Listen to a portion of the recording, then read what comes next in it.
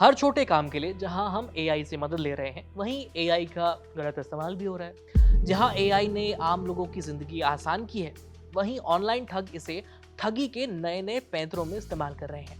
लगातार रिपोर्ट हो रहे ऐसे मामलों ने सरकार की चिंता बढ़ा दी।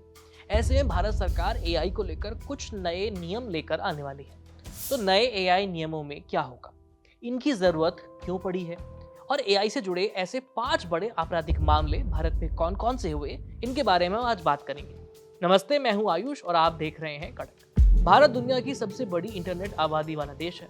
80 करोड़ से ज्यादा इंटरनेट यूजर्स हैं। यूपीआई के जरिए हर महीने अरबों डिजिटल ट्रांजैक्शन होते हैं, सैकड़ों करोड़ सोशल मीडिया इंटरेक्शन होते हैं और लाखों ऐसे लोग हैं जो पहली बार डिजिटल दुनिया से जुड़ रहे हैं।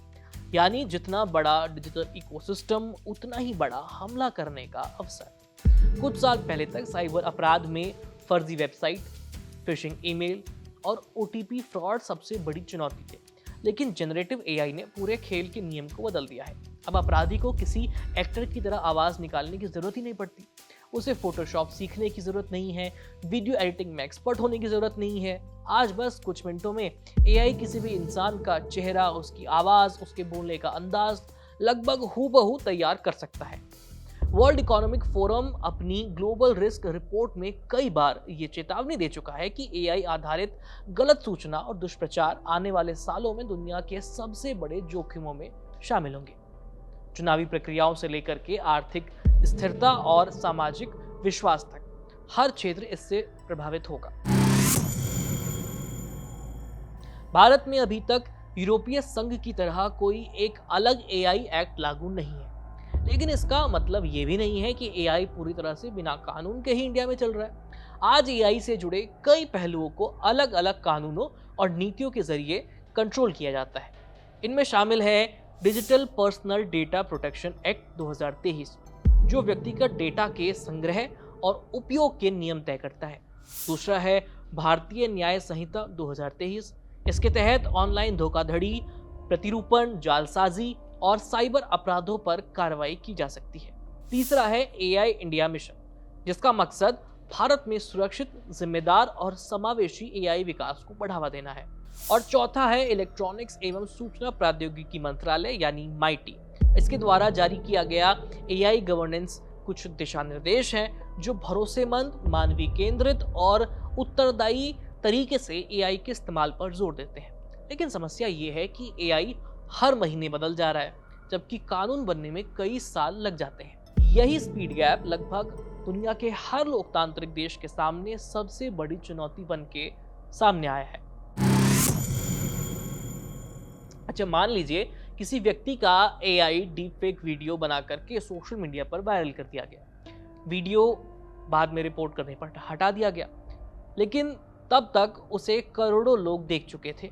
किसी की प्रतिष्ठा, किसी का करियर, किसी का चुनाव या किसी की कंपनी के शेयर्स कुछ घंटों में काफी ज्यादा प्रभावित हो सकते हैं। यानी नुकसान पहले होता है और कानून बाद में पहुंचता है। यही वजह है कि अब केवल अपराध होने के बाद सजा देना काफी नहीं माना जा रहा। दुनिया भर में चर्चा इस बात की है कि एआई सिस्टम में शुरुआत से ही जवाबदेही, पारदर्शिता और सुरक्षा कैसे जोड़ी जाए। भारत की एआई गवर्नेंस पहल भी इसी दिशा में इनोवेशन विद रिस्पॉन्सिबिलिटी और सुरक्षा के बीच बैलेंस बनाने की कोशिश करती है। सच्चाई ये है कि पिछले 2 सालों में ऐसे कई मामले सामने आए हैं जिन्होंने साबित कर दिया है कि एआई अब सिर्फ कंटेंट बनाने का टूल नहीं है, बल्कि ये आपकी पहचान चुरा सकता है, लोगों को ठगने में इस्तेमाल हो सकता है और समाज को गुमराह करने का एक हथियार बन चुका है। पहला मामला है नवंबर 2023 का, जब सोशल मीडिया पर एक वीडियो वायरल होता है। इस वीडियो में एक्ट्रेस रश्मिका मंदान्ना दिखाई देती हैं। देखने वालों को ये वीडियो काफी रियल लग रहा था, लेकिन कुछ ही घंटों बाद इसका खुलासा होता है कि वीडियो असली नहीं है। असल वीडियो किसी दूसरी महिला का था, जिसमें एआई आधारित फेस स्वैप टेक्निक के जरिए उस पे रश्मिका का चेहरा जोड़ दिया गया। इस केस ने पूरे देश को ये एहसास कराया कि अब किसी भी व्यक्ति की पहचान कुछ ही मिनटों में डिजिटल रूप से चुराई जा सकती है और उसका गलत इस्तेमाल किया जा सकता है। इसके बाद कई दूसरी एक्ट्रेसेस और पब्लिक पर्सनैलिटीज के डीप फेक वीडियोस भी सामने आए थे। इस घटना के बाद केंद्र सरकार ने सोशल मीडिया प्लेटफॉर्म के साथ बैठकें की और डीप फेक सामग्री पर तेजी से कार्रवाई करने की आवश्यकता दोहराई। यही वो दौर था जब एआई के गलत इस्तेमाल पर राष्ट्रीय स्तर पर बहस भी तेज हुई। दूसरा मामला सामने आता है साल 2024 में, जब देश में आम चुनाव चल रहे थे। इसी दौरान सोशल मीडिया पर नेताओं के कई ऐसे वीडियो और ऑडियो तेजी से फैलने लगे जिनमें कई बयान कभी दिए ही नहीं गए थे। कहीं किसी नेता को गाना गाते हुए दिखाया गया, कहीं किसी को नाचते हुए, तो कहीं किसी को ऐसे बयान देते हुए दिखाया गया जो असलियत में उसने कभी दिए ही नहीं थे।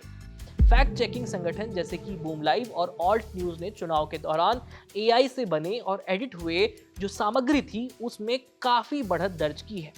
एक्सपर्ट्स ने चेतावनी दी कि चुनाव के समय कुछ ही घंटों के लिए फैलाया गया डीप फेक वीडियो लाखों मतदाताओं की राय को प्रभावित कर सकता है। बाद में सच सामने आए तब तक उसका प्रभाव पड़ चुका होता है।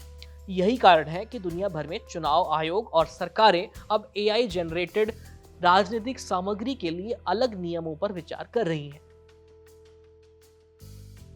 पहले कहा जाता था कि अगर कोई फोन पर आप किसी परिचित की आवाज सुने तो आप उस पर भरोसा कर सकते हैं, लेकिन एआई ने यह धारणा भी बदल दी है। मध्य प्रदेश के इंदौर में एक व्यक्ति को फोन आया कि उनका एक रिश्तेदार विदेश में बहुत बड़ी मुसीबत में फंस गया है और तुरंत उसे पैसे की जरूरत है, इसलिए उसे पैसे भेज दे। फोन पर आवाज बिल्कुल उसी रिश्तेदार की जैसी लग रही थी। घबराकर परिवार ने पैसे भेज दिए। बाद में पता चला कि ये एआई वॉइस क्लोनिंग तकनीक से तैयार की गई नकली आवाज थी।